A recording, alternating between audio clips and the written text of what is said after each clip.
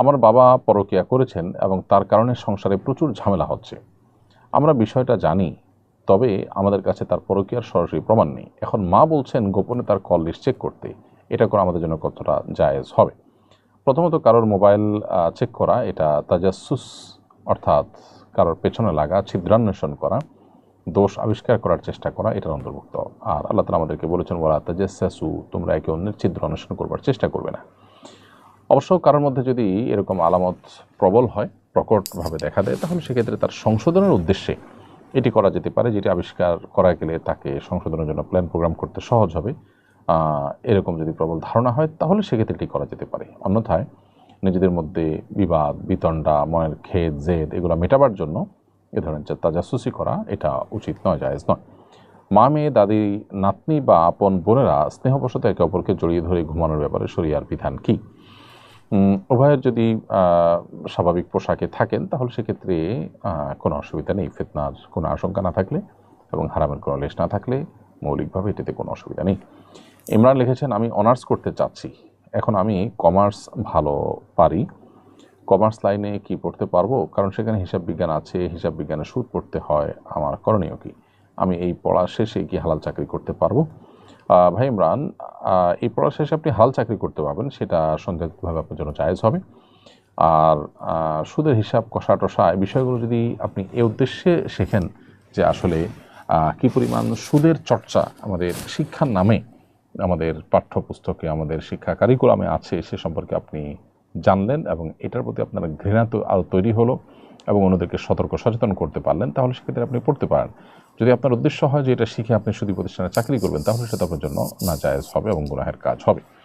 আমার ছেলেকে একটা প্রাইভেট স্কুলে ভর্তি করেছি। স্কুলের এক শিক্ষক ছাত্রদের মাধ্যমে তার সকল পার্সোনাল কাজ করান, জামা কাপড় ধোয়া থেকে নিয়ে খাবার দাবার ব্যবস্থাপনা, বাজারঘাট ইত্যাদি। শিক্ষা প্রতিষ্ঠানে তো আমার ছেলেকে কাজ করতে পাঠাইনি। শিক্ষার্থীদের মাধ্যমে শিক্ষকের পার্সোনাল এবং প্রাতিষ্ঠানিক কাজ করানো কি সঠিক কাজ? ছাত্রদেরকে শেখাবার উদ্দেশ্যে শিক্ষা সংক্রান্ত কাজ যদি করানো হয়, যেটা তার শিক্ষা রিলেটেড, সেটার কোনো শিক্ষার হয়তো প্রয়োগ, কোনো শিক্ষার হয়তো আপনার প্র্যাকটিক্যালের অংশ যদি হয়, তাহলে সেটা তো জায়েজ আছে, বলার অপেক্ষা রাখে না। আর ছাত্রদেরকে শিক্ষার সঙ্গে কোনো সম্পর্ক নেই এরকম কাজ, অর্থাৎ একান্ত ব্যক্তিগত কাজ যেমনটি আপনি বলেছেন, সেরকম কাজ যদি করানো হয় তাহলে সেটা হবে নাজায়েজ। বিশেষ করে ছেলেরা যদি স্বপ্রণোদিত হয়ে না করে এবং তাদেরকে শিক্ষকের অধীনে আছে, সেই সুবাদে যদি শিক্ষক তাদের দিয়ে এই সমস্ত করান, তাহলে সেটা হয় তাদের প্রতি অবিচার এবং জুলুম। ছাত্ররা যদি স্বেচ্ছায় কাজ করেন এবং ব্যক্তিগতভাবে শিক্ষককে শ্রদ্ধা জানিয়ে তার কাজ করতে উদ্বুদ্ধ হন এবং শিক্ষকও তাদেরকে আদব, লেহাজ, বড়দের কাজ করার শিক্ষাদানের অংশ হিসাবে সেটি করান, তাহলে সেটা জায়েজ হতে পারে।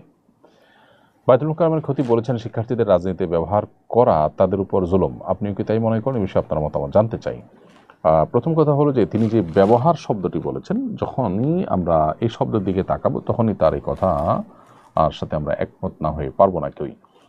যদি কেউ শিক্ষার্থীদেরকে ব্যবহার করে রাজনৈতিক কাজে, অর্থাৎ তাদের নিজেদের স্বার্থ সিদ্ধির জন্য যদি ব্যবহার করে, তাহলে সেক্ষেত্রে সেটা অবশ্যই আপত্তিকর বিষয়।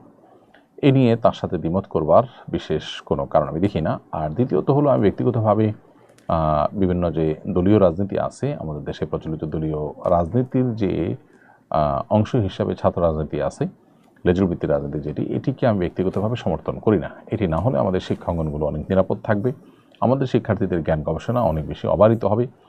একটা অজুহাত দিয়ে মূলত শিক্ষার্থীদের মধ্যে রাজনীতি চর্চা রাখা হয় যে শিক্ষার্থীরা যদি রাজনীতিতে অংশগ্রহণ করে তাহলে সেক্ষেত্রে তারা পরবর্তীতে লিডার হয়ে উঠবে ইত্যাদি ইত্যাদি। দেখুন, এই যে সর্বশেষ যে ফ্যাসিস্ট সরকারকে বিদায় করার জন্য সর্বস্তরের শিক্ষার্থীরা নেতৃত্ব দিয়েছে এবং তাদের আত্মত্যাগ তারা করেছেন এবং তাদের অবদান যে ছিল, এখানে আপনি কি বলবেন?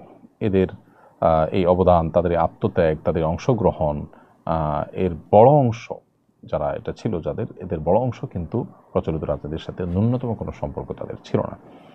খুব সীমিত বা অল্প সংখ্যক শিক্ষার্থী হয়তো প্রচলিত রাজনীতির সাথে সম্পর্ক ছিল।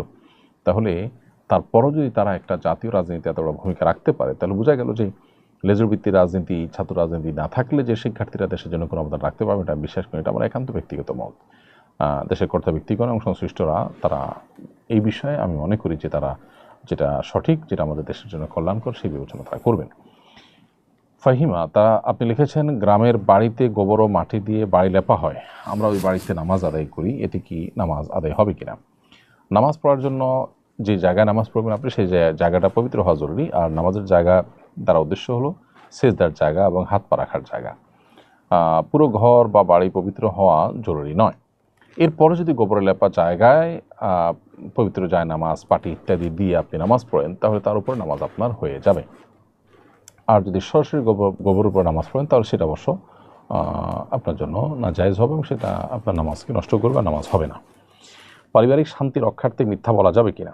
মিথ্যা বলা মৌলিকভাবে গুনাহের কথা সর্বাবস্থায় খুবই জঘন্য অপরাধ। নবী সাল্লাল্লাহু আলাইহি ওয়াসাল্লাম বলেছেন, মানুষ মিথ্যা বলতে বলতে একসময় আল্লাহর কাছে মিথ্যাবাদীদের তালিকা তার নাম উঠে যায়।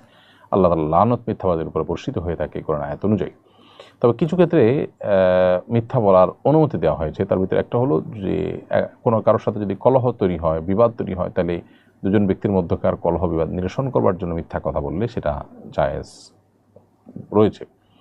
অতএব পারিবারিক এই সমস্ত ক্ষেত্রে স্পষ্ট মিথ্যা না বলে একটু আপনার কৌশল আশ্রয় নিয়ে ঘুরিয়ে বলাটা উত্তম। অতএব পারিবারিক কলহ, দুজনের মধ্যে কোনো বিবাদ বিতণ্ডা চলছে, এগুলোর ক্ষেত্রে মীমাংসার খাতিরে আপনি যদি মিথ্যার আশ্রয় নেন অথবা একটু ঘুরিয়ে বলার আশ্রয় নেন, তাহলে সেটা অবশ্যই জায়েজ হবে। কিন্তু এছাড়া এমনি মনে চাইলেন আর মিথ্যা বললেন, ব্যাপারটা কিন্তু সেরকম নয়, এরকম জায়েজ নেই।